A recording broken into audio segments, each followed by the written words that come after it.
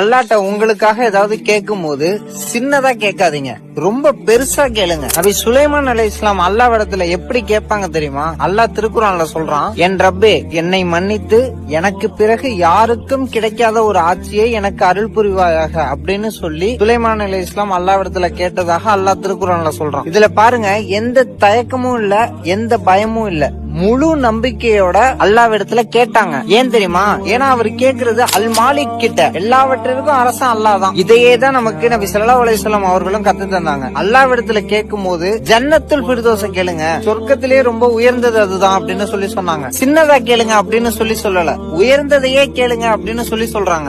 மேலும் நபி ஸல்லல்லாஹு அலைஹி வஸல்லம் சொல்றாங்க, அல்லாஹ் மிகப்பெரிய கொடையாளன், அவனிடம் கையை உயர்த்தி கேட்கும் அடியான வெறும் கையோட திருப்பி அனுப்புறதுக்கு அல்லாஹ் வெக்கப்படுறான் அப்படின்னு சொல்லி சொல்றாங்க. கொஞ்சம் நம்ம சிந்திச்சு பார்க்கணும். எல்லாவற்றிற்கும் சொந்தக்காரன் இடத்துல நம்ம கேட்கும் போது எதுக்கு நம்ம ரொம்ப சின்னதா கேட்கணும்? உங்களோட பெரிய பெரிய கனவுகளை அல்லாஹ் இடத்துல கேளுங்க, பெரிய மன்னிப்புகளை கேளுங்க, பெரிய மாற்றங்களை கேளுங்க, சொர்க்கத்திலேயே மிகப்பெரிய சொர்க்கமான ஜன்னத்துல் ஃபிர்தௌஸ கேளுங்க. நீங்க கேட்கறது ஏதோ ஒரு மனுஷன் இடத்துல கிடையாது, நீங்க கேட்கறது அல்லாஹ் இடத்துல. இன்ஷா அல்லாஹ் நாளைக்கு பார்ப்போம்.